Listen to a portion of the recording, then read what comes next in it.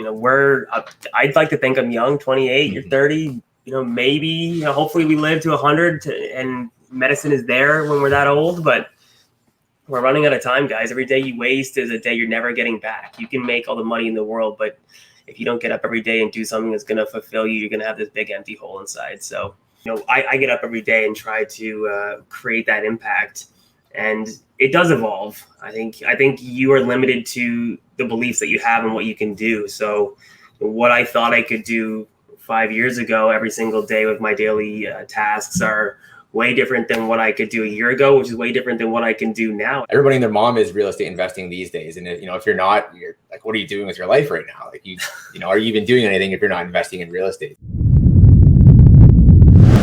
Problems are what? Problems are profits! Welcome to another episode, now in season 2 of the Problems or Profits podcast. My name is Rebecca Lynn Matson, aka the Canadian Cottage Girl, and today we're joined by the Findlay Mortgage Team, and I'm very excited to have both Josh and Ehren on as guests on this podcast. They've done a ton of content on Matt McKeever's YouTube channel and beyond about their mortgage business, and I'm really excited to explore the kind of concept here of problems or profits a little bit deeper with you guys. And before we do that, my co-host here, the one and the only Matt McKeever, is going to just go over really that concept and philosophy of what problems or profits means. So problems and profits to me really is a life philosophy, but taking a step back, life is a choose your own adventure, and far too often people forget that fact, and they forget that we can choose to interpret what happens to us through a multitude of different lenses. And so for me, problems and profits is really choosing to find the opportunity in whatever problem you may encounter. So again, really excited to discuss with Josh and Ehren today their problems and profits, their experiences in building their business. But before we jump into it, guys, we always like to ask 3 warm-up questions. So the first warm-up question is, what's the most expensive thing you've ever broken? The most expensive thing I've ever broken. Oh, man. That's a good question. Caught me off guard. What do you think? I think I broke a TV once. So I think I was in Best Buy and I bumped into a TV and it fell and it broke when I was a kid. But it was back when TVs were really expensive. Yeah, it wasn't great. I think one of those TVs. Yeah, it was when LCD just came out. It was this is a flat screen TV. It was alien technology, and I broke it, and my parents freaked out. Yeah, that was definitely the most expensive thing I broke. I'm trying to think of all stuff I broke. Hearts. I was gonna say hearts. What does a heart go on the black market? I'm sure it's a few tens of thousands, but. Oh man, I don't know. I've broken windows before just by accident. I don't think I've ever broken a TV, but that's a really good question. There had to have been something expensive I've broken. Some windows for sure though, just shooting balls around. Oh man. I don't think I've ever broken anything that expensive, to be completely honest. I think you're going to have to keep knocking on wood then, Ehren. Yeah, I understand the cost of things. So I try to not owe people money by breaking their stuff. So not a TV. Josh wins that one. Yeah, that's a tough day. Yeah. Absolutely. Okay, well, next question here for both of you guys is, if you had $1 million and only 24 hours to spend it before it disappears, how would you spend it? I'm letting it out in first position private mortgages. Yeah, does the residual earnings disappear? The money does it. 24 $1 million. Ooh. Maybe just other than investing, which I feel like is the obvious answer, but probably just some giant trip somewhere. Take a private plane to the Bahamas or Greece, just live it up for a weekend. 24 hours. You got one day. Ooh, you got to be careful. What's the shortest flight? Buying a car, just something expensive. I'm buying my dream car, 100%. Go buy a McLaren, and then maybe just walk in, buy something super expensive, and just play with it all day. Get a car or have a plane. Just buy. You can't even get a plane. You could finally just buy something expensive and break it. Yeah. Yes, that's a good point. Then we have the answer to the question. Check that off the bucket list. Yeah. I'm going All with right, a car. For Something, sure. yeah, I'd say something quick and easy because we got 20. But you want me to get the? I think you're overcomplicating this. I know, but it's $1 million. I think, yeah. Spend $1 million on a trip up front, so the money disappears, but then you have the trip to be able to like live it out for a weekend or something like that, or a week. I think was what I would do with it. There we go. Yeah. Awesome. And then question number 3 is, why are you you? Why me? Well, the chromosome turned from. Why am I me? I think just like I don't think I've ever. So I have a twin brother, by the way. So I have a duplicate.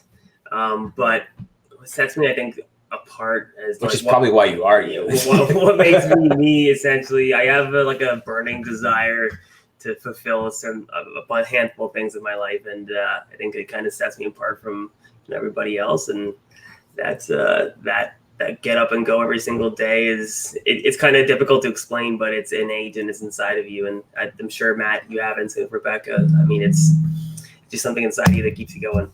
Yeah, I think just, you take a look at what the majority of society is, and, everybody's living that same day to day where, for a lot of people, sometimes the most exciting part is just getting home from work and being able to sit down and, throw a TV show on or something like that. And, it's like, or living for the weekend, which is, realistically less than 36 hours.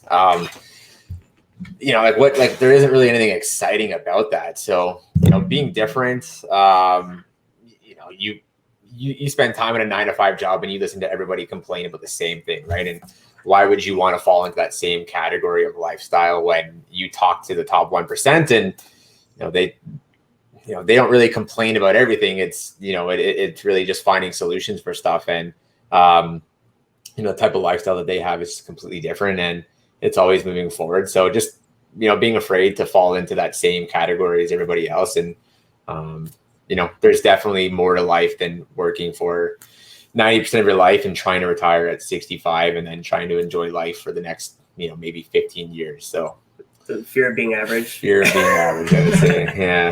Gotcha. Okay. Definitely appreciate that. Well, what I'd like to explore with you guys to get started here, as some of our audience may know, you guys are the go-to guys for anything in the investing space in mortgages. But I'd like to actually understand how you guys got to that point and just a little bit of your backstories, really. So if you guys both want to give a little overview as to where kind of why you drove towards this venture and what were the steps leading up to this business that you guys have created. And then we can kind of dig a little bit deeper once we have a little bit more background to your stories. For sure. Yeah. I think, we both came from pretty different families, actually. I grew up on a farm out in Goderich area. My dad was an entrepreneur, so he had his own business. He owned a HVAC business growing up. So I kind of saw the struggle of owning your own business and being an entrepreneur and the everyday work. It was, he worked on Christmas, New Year's, every single day, 365. Growing up, I never really understood the concept. I just knew Dad worked really hard, and I knew that we lived pretty well, but we weren't wealthy by any means. I didn't come from money or anything like that. So I grew up on that farm. My dad, taught me and instilled hard work, and eventually I went off to university.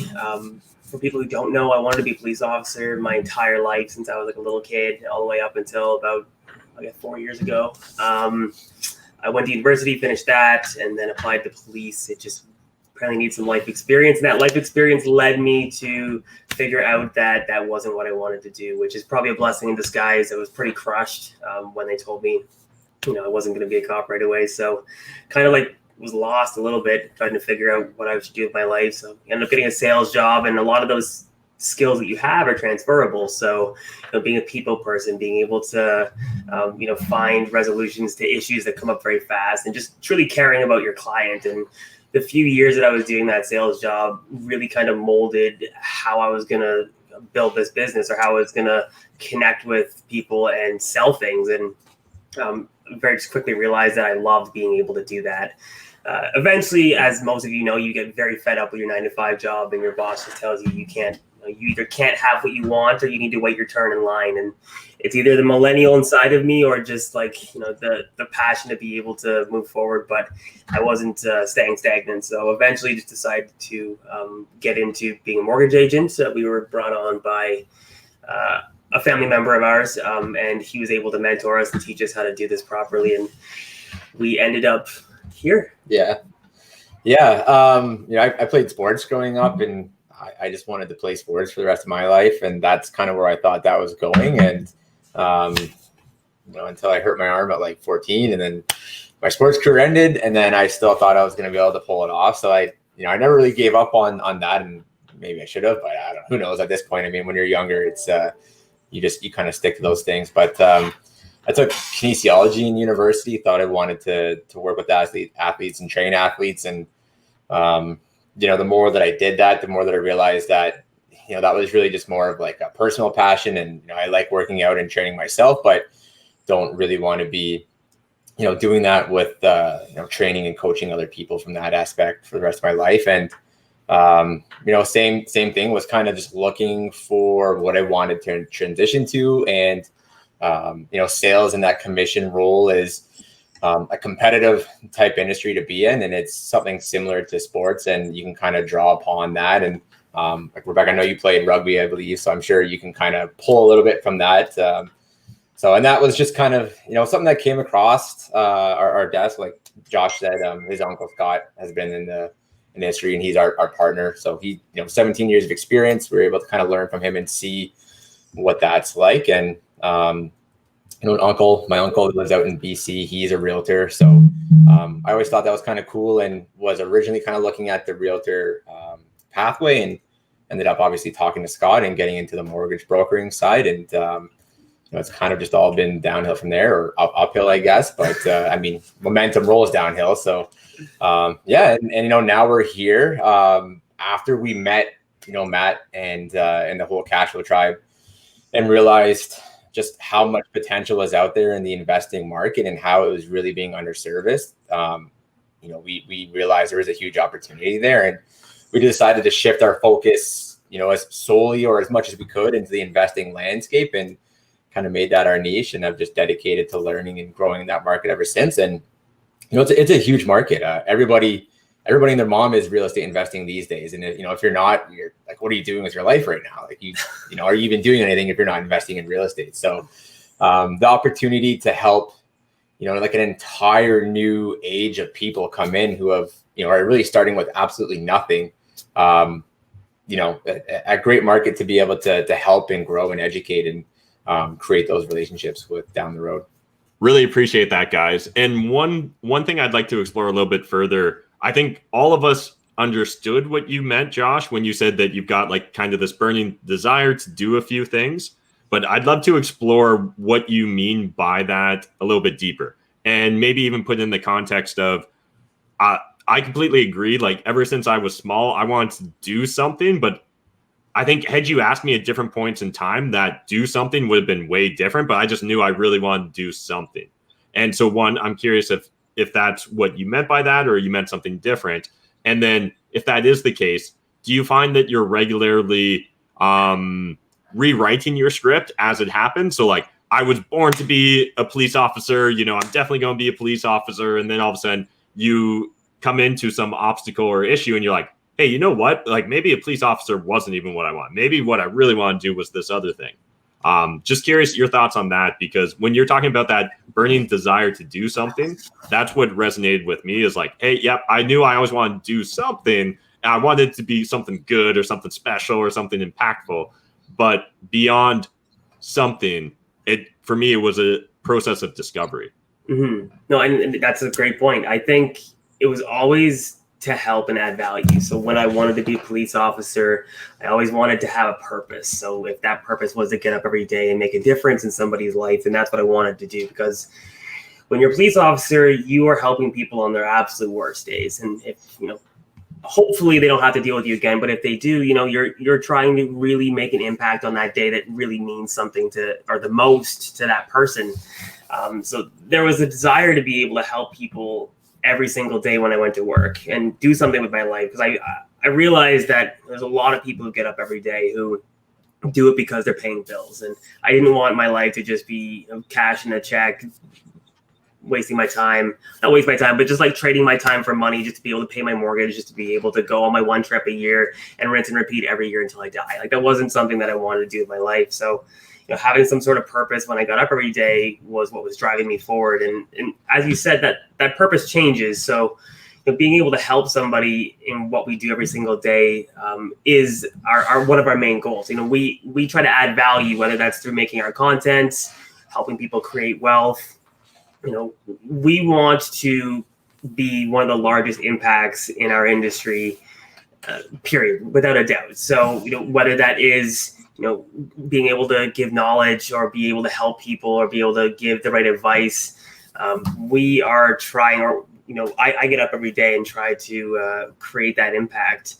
And it does evolve. I think you are limited to the beliefs that you have and what you can do. So what I thought I could do 5 years ago every single day with my daily tasks are way different than what I could do a year ago, which is way different than what I can do now. And I think as you grow and as you take on the experience and you take away the limiting beliefs of what you can do, I think your purpose grows, and the impact that you can create grows as well. And it's obviously going to grow as we grow our business and ourselves professionally and personally. But getting up every day and having that, it's hard to quantify. I think you all know what it is. Like anyone who's really wanted to go out and do something understands the passion. There are days you don't want to get out of bed. You don't want to do those things. But that thing that keeps you going every single day is what drives us forward. I think it's just the innate want to be able to add value and make an impact. At the end of the day, we're all going to turn into dust in 80 years. And what did you do with your time? No one's going to remember the fast car. No one's going to remember any of that stuff, man. They're just going to remember the impact that you left. And if you help enough people, you're going to live a lot longer than your 80 years. Absolutely. Yeah, I can definitely appreciate that perspective, Josh. And a couple of things that you said there and that I just want to go back to and highlight, definitely the impact piece, and that it can carry on from industries as well. And that kind of burning desire to really like make an impact and help others. I definitely appreciate that the connection that you made there between policing and what you're doing now. And I can definitely relate to a lot of what you said there as well, Ehren, just in terms of, you pursued a passion in kinesiology and wanted to work with athletes, but recognized that was more of a passion rather than something that you necessarily needed to do to help people and help create that impact. And coming from a similar background, I actually took kinesiology in school as well and pursued that pathway for some time. And I can for sure see the parallels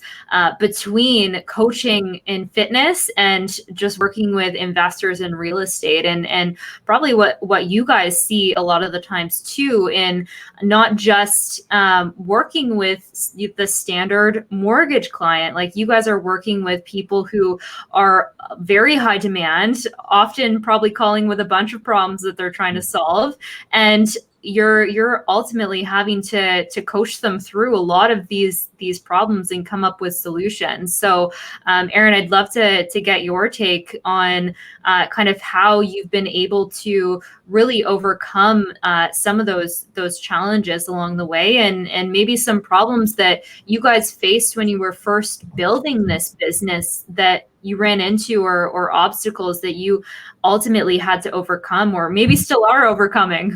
Yeah, I think the biggest difference between, like, one of the things that made me not want to pursue like the personal training and the coaching is just, especially in like the general population, everyone wanted you to be able to fix their problems, but they weren't really willing to do much about it. Like, hey, go home and like track your food log over like the next week or the next month. And it's like, oh, you ate pizza like 3 times this week and you keep on drinking like your Coke every day. And it's like, well, you wonder why, things aren't changing. And did you follow any of the structures or routines that we put in place? And it's, everyone just wants you to help like fix their problems, but they're not willing to really take any of that action, and or at least very few really are. But I find, like, on the investing side, working with the real estate investors, it's, a community of people who, seemingly want to take action and change their life. Like they're attending seminars, they're learning, they're reaching out to us, they're reaching out to you guys, lawyers, accountants. They're trying to find ways to improve their lives.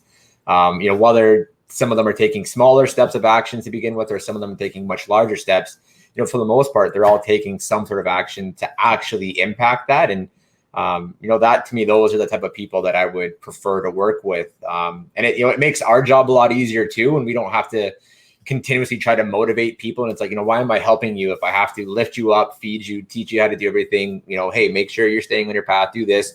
When you work with people who wake up and every day are trying to make their lives better, it's a lot easier, and it's a lot more enjoyable to work with as well too, because it's you can celebrate that success a lot easier.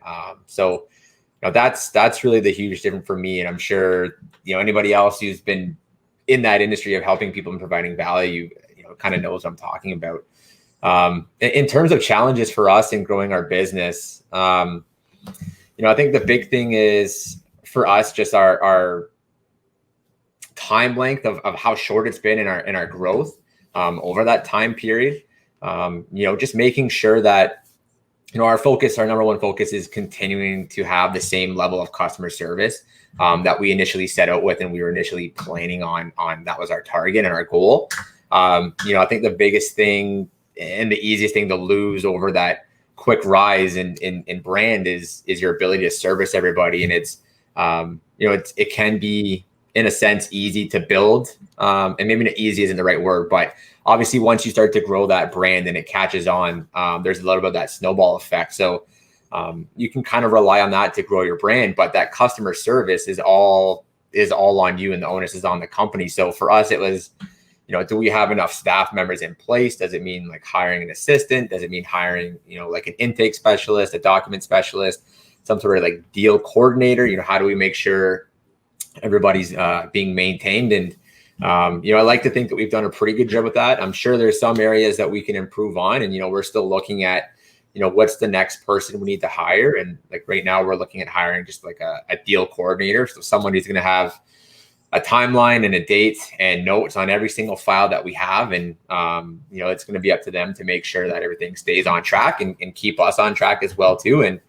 And continuously growth, do we hire an underwriter? So just kind of pinpointing the areas of what is going to allow us to grow more from doing the volume that we're doing now to our goal is to be doing $1 billion in the next 2 years. So how do we take ourselves from a 7-figure company and grow that into $1 billion company? And it's just about putting the right systems and the right peoples in place and being able to grow that and creating the right team environment and atmosphere. I mean, that goes a long way as well too, when you have everybody who's the same mindset or as close to the same mindset as possible and working towards the same goal, and being one unified team is super important. And it's really, I think our biggest piece has just been pinpointing the areas of growth and what do we really need. And sometimes it's trial and error. Maybe you hire someone and you thought it was going to make a huge difference, but it only provides a little bit of value for you, and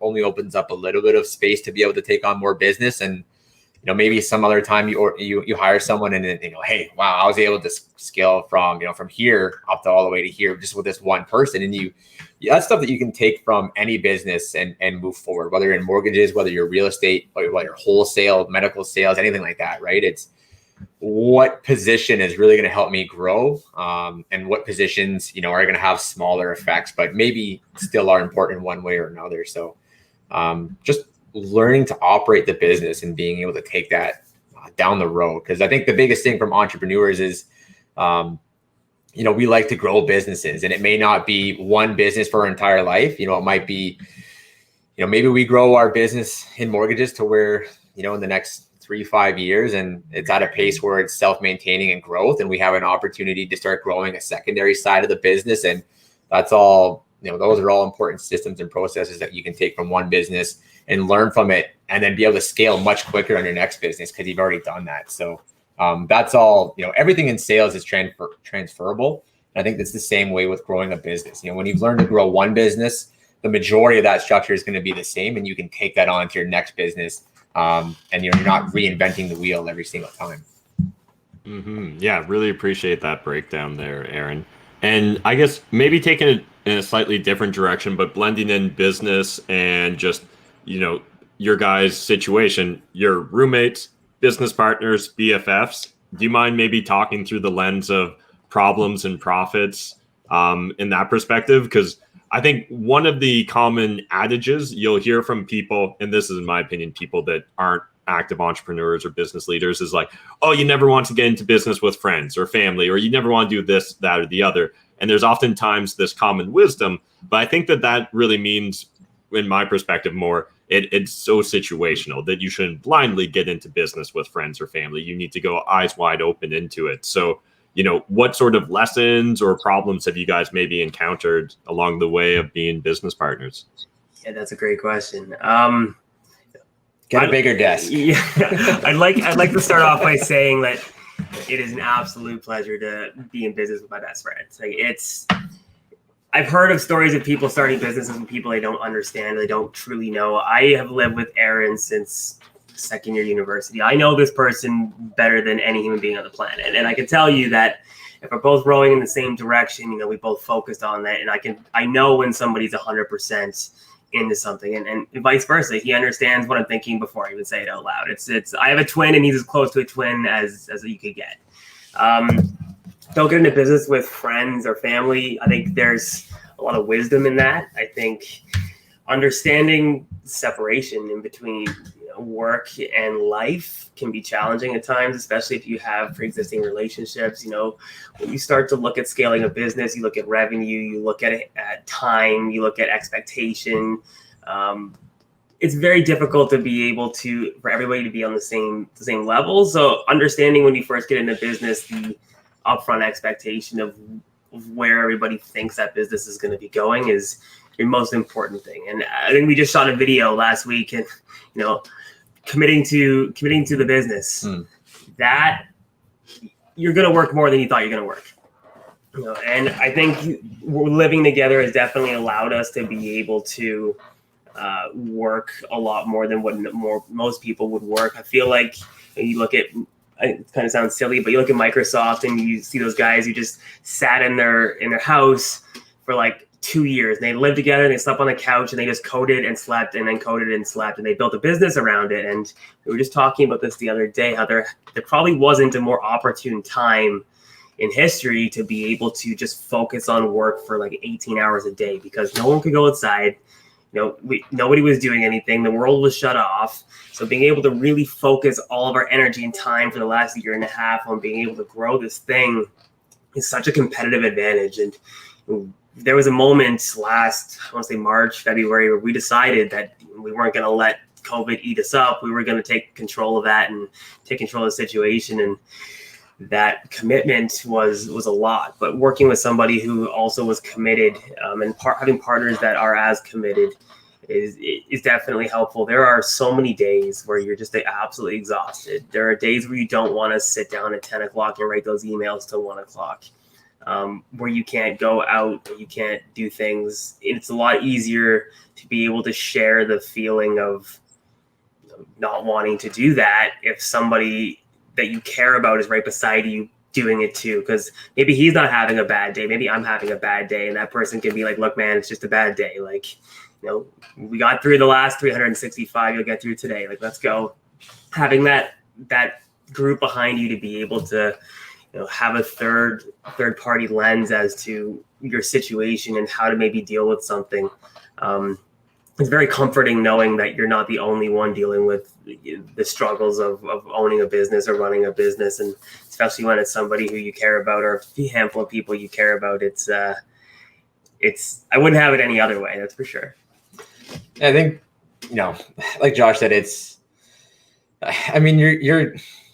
you have to be able to focus on the long-term goal. At some point in your career, you're gonna have someone who maybe got a client that was able to refer a lot more, or maybe you got someone who got a much bigger deal. And there's gonna be things where, you're like, oh, I wish I had that file. That's a cool file. And it's going to go both ways, right? And you have to be able to stay focused on the main goal. And you're growing a company. You're not growing independent businesses. And it's, there's going to be times where it gets competitive, and that's okay. But you have to be able to kind of let that take a smaller backseat to the overall goal, which is just getting your company to where you want it to be. But the biggest thing is definitely, like Josh said, at 10 o'clock at night, when one person's tired and one person's sitting down and writing emails, you're like, I don't want to be the guy who's like not working right now. So you get up and you go work, and it is what it is. And it's like, what else are you going to be doing at 10 o'clock at night? Like watching Netflix, or are you going to be sleeping? Right. So, it's just having someone who can, motivate and keep you focused and keep you on track. And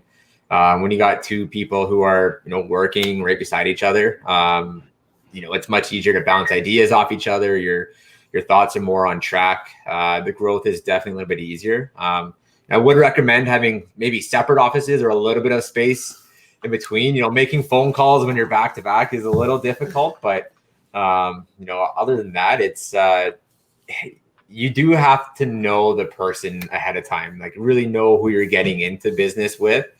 And I mean, that's, whether it's friends or whether it's family or whether it's some complete stranger, just knowing who they are and what are their goals and what is their mindset, what is their work ethic going to be? Because, the last thing you wanted to be doing is getting into business where you got one person who's doing 95% of it and someone's doing 5% and their name is just kind of on there. And you're like, well, I might as well just be doing this by myself. Right. So I don't necessarily say, don't get into business with a friend or family, but just know who they are and really, have a conversation with yourself. And do you want to get into business with this person and be real with yourself? Just because you like them doesn't mean they're going to automatically jump on track with you. So you are contractually tied to that human being. Like you might love your best friend, but now you are contractually obligated to that human being. It's kind of like marriage. So, make sure it's the real deal. Absolutely. Yeah, I definitely appreciate a few things in that. And it sounds like Ehren wants a little bit of office space. We're working on it. We got a new office. We literally sit at an L desk. So it's like this. I love it. Well, I definitely appreciate a lot of that. And something that you both kind of touched on there was opting into actually building your business during COVID. And I think that a lot of people during this time have gotten into that scarcity and victim kind of mindset with COVID. And it's funny. So gyms just opened up now that we're back to stage 3 here in Ontario at the time that we're filming this. So I was in the gym today and catching up with some people that I hadn't seen in a while. And they were commenting on the fact that they hadn't really done a ton through COVID. And some people, I was catching them up on everything that had been going on in the real estate investing space. And it is just very interesting to hear what some people have decided to do during this time, and especially returning to the gym after being off for so long. Some people did absolutely nothing, sat on the couch, ate potato chips, and, watched the news 24/7. Whereas you guys have literally opted into this beautiful structure where you guys are keeping each other accountable day in and day out to actually build and scale this business. And a lot of people didn't make that decision, and you are going to be so much further ahead because of that. So I'd love to hear just what sparked that and what kind of mentality do you need to actually succeed in business in this way? Yeah. Fear. Yeah. Fear. But I think one of the things we really talked about was how Grant Cardone talks about it and taking advantage of opportunities. And during, market shifts or, I guess a pandemic in this case, where the majority of your competition is probably going to be pulling back, and you have less competition than you will ever have at any other moment in your life. So, for us, we talked about that. We talked about in a year from now when, we thought the pandemic was going to be short, do we want to have been sitting on the couch playing video games for, 9-10 hours a day, or do we want to have been, working towards something? And those were really the two conversations that we had. And, we just decided that we wanted to be, further ahead in our business. And that at that time, we did have less competition than we ever would, because, the majority of the mortgage agents, aren't looking to build as big a business of what we want. So a lot of these guys that are doing maybe like 10, 20, 30, 40 deals a year, are probably just taking the time to, stay at home, spend some time with their family, not work. But, for us, we saw it as an opportunity, and we jumped on it and just invested as much as we can into growing our brand. And, we took our social media bill from, a relatively smaller bill, which was still a huge bill at the time, to now it's a huge expense for us now. So, but that's just a risk and an investment. We very easily could have spent that money and it didn't work out. So, another conversation that we had going into the pandemic, we didn't really know where the registrar's office was going to be, what was going to happen with real estate, where are we going to be allowed to transact. When we made that initial investment into social media before any of that news came out. So, we just took a risk and it worked out. And, it was definitely the best risk that we've probably ever taken. So I completely agree. I think that was definitely the scariest time to be a mortgage agent. It's eat what you kill. It's 100% commission based. And when the world is freezing and credit lines are freezing and banks don't know if they're going to be even lending money tomorrow, it was an extremely fearful time. Like, I'm not going to lie, I was concerned about everything, about the market, about my business, about what was going to happen. And people are losing jobs, and you have to have income to qualify for a house. So yeah, it was really scary. But again, as Ehren said, I think you have a handful of moments in your life that are true opportunities that will change your life drastically, and those decisions will never be easy. They're going to scare the absolute shit out of you. And if they don't, they're not that tough of a decision. But, the decision to be able to double down and push forward instead of retreat and hold back was the best decision we ever made in our business. And I read that book about a month before the pandemic happened. I think it was, I can't remember what it was. It wasn't Sell or Be Sold. It was another one. But he was, he was talking about the different types of businesses, and Grant was talking about the different types of businesses and how people go about reacting to certain shifts in the market. And, honestly, it was like a bunch of stars aligned all at once. It was like, this is happening. This is happening. I just read this. Someone told me to do this. I have an opportunity to do this. And everything kind of just lined up, and you are responsible for your success. And we decided to take on that responsibility in a very big way, and everything kind of led us to this point. Yeah. And so building upon that, deciding to double down on the business, start a business during COVID-19 and all the uncertainty around it.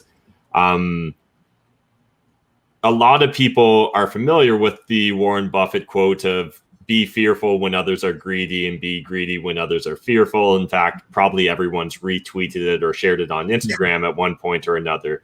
But I find the number of people that are actually willing to live by that are a lot fewer and farther between than those that are willing to share that sentiment.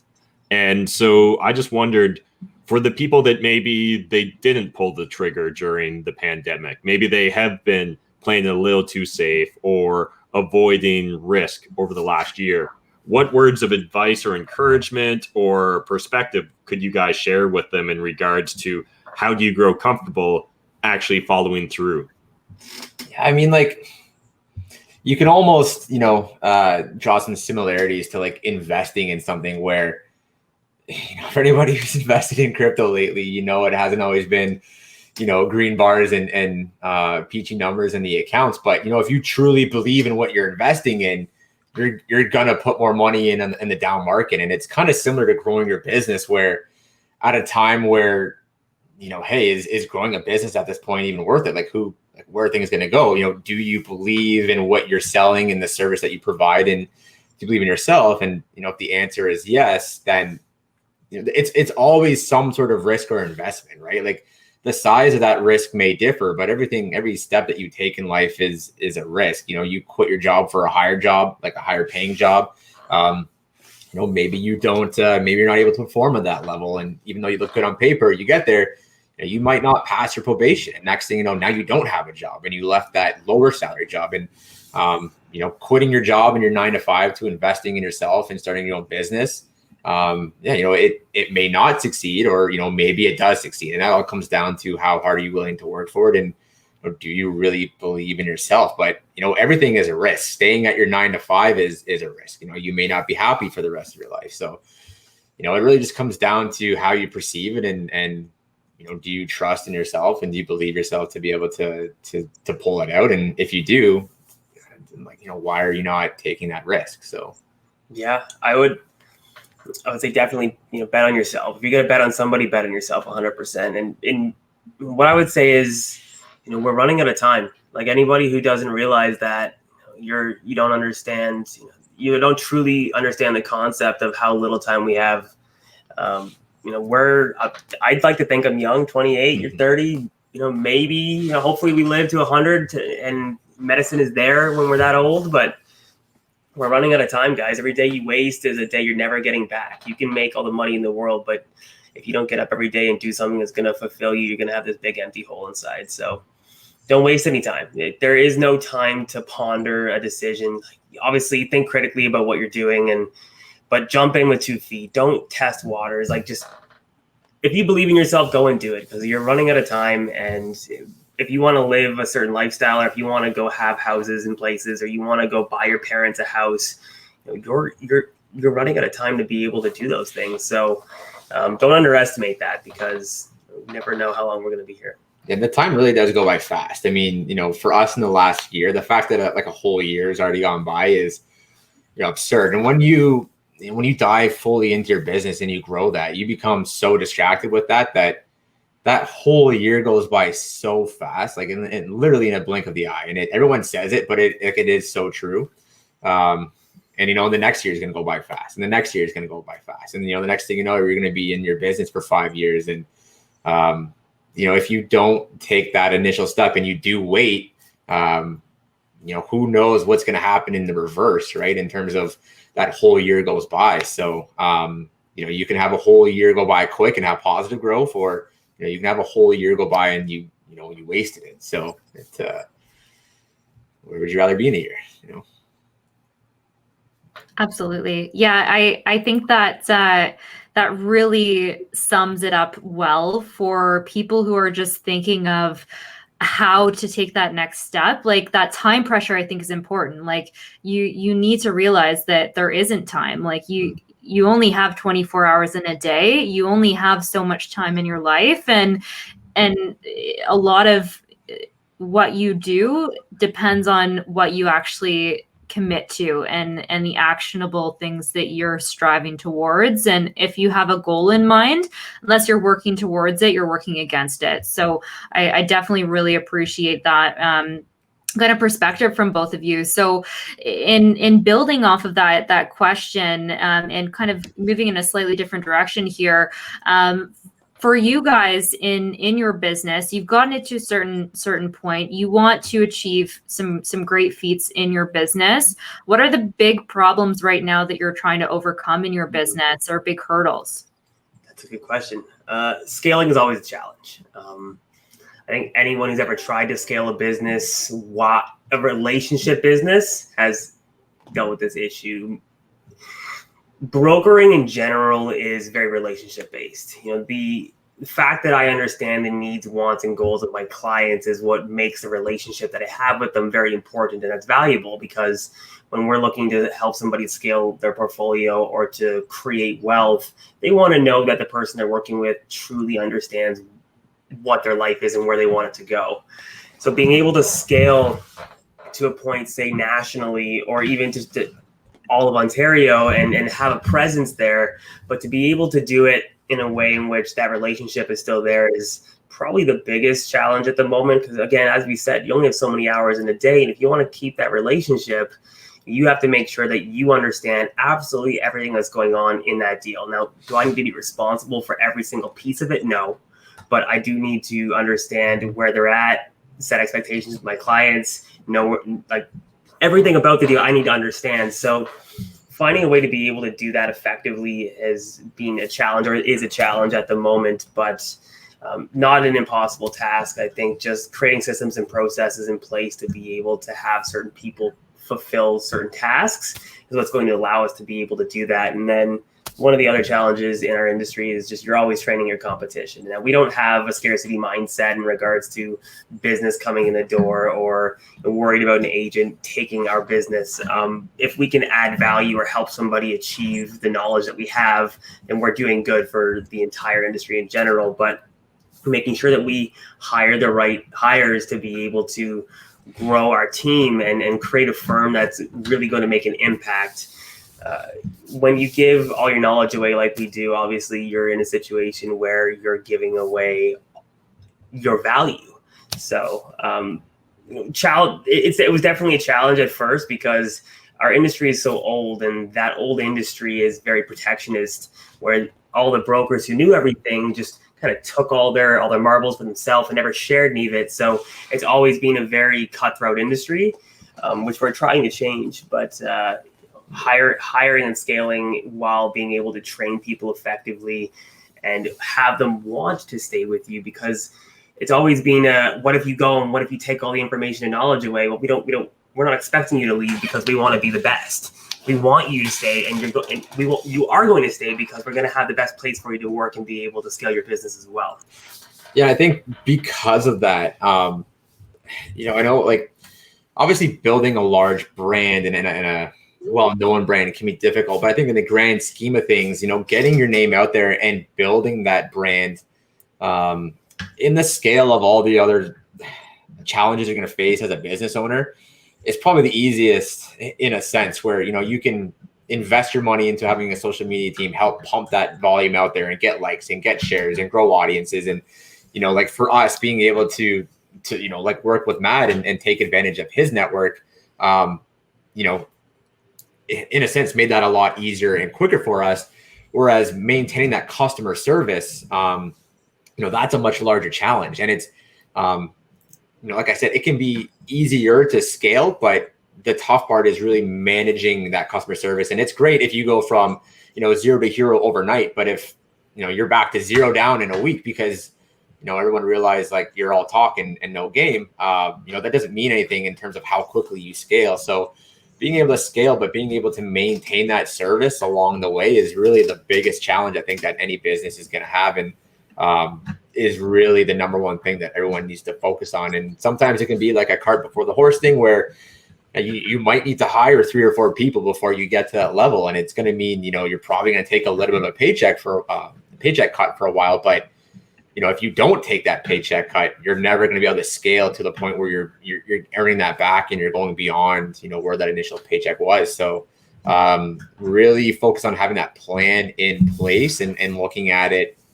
almost from like a top-down view of, what do I need to be able to get up here, put all that in place, and then make sure and, go ahead and go out there and grab the business. And again, it's putting the end goal first and not necessarily trying to make $1 million in your first year, right? Like it definitely helps that the bar is set so low for the banks that it's created the broker industry. The fact that banks aren't quick or responsive, or the fact that they don't want to know who you are and what your goals are, it's allowed brokers to be able to create a level of service that far exceeds where the bar is currently at.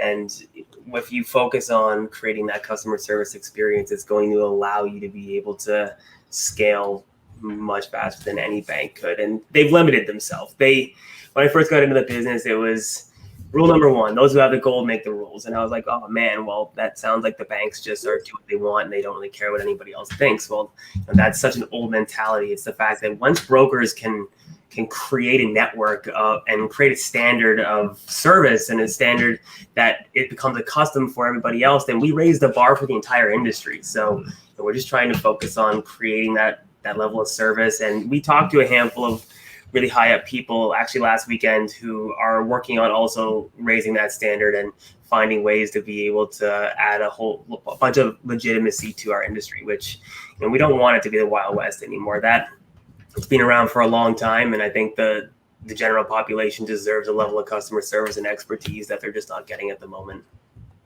Yeah, I appreciate you guys sharing that perspective, because when we're looking at finances, mortgages, banks, anything like that. I think for a lot of people outside looking in, they'd assume that those industries have been around forever. There's really no opportunities there. But in fact, we all know that there's literally opportunities everywhere you look. It's just a matter of deciding which ones are you going to take on, right? Which ones am I actually going to commit myself to? Which ones do I believe in? Which ones am I willing to put in the hard work to get the results? Where am I willing to be patient? And just really appreciate you guys sharing all your experiences throughout developing this business. And again, I think this business is likely still in its infancy today, and you guys have a lot more to do tomorrow, and really looking forward to seeing you guys grow. But the fact that you're already at like 13 team members within the first year is just absolutely phenomenal. So really appreciate you guys sharing your experiences. So if people want to follow along, obviously you're on social media. What's the best place for them to get in contact?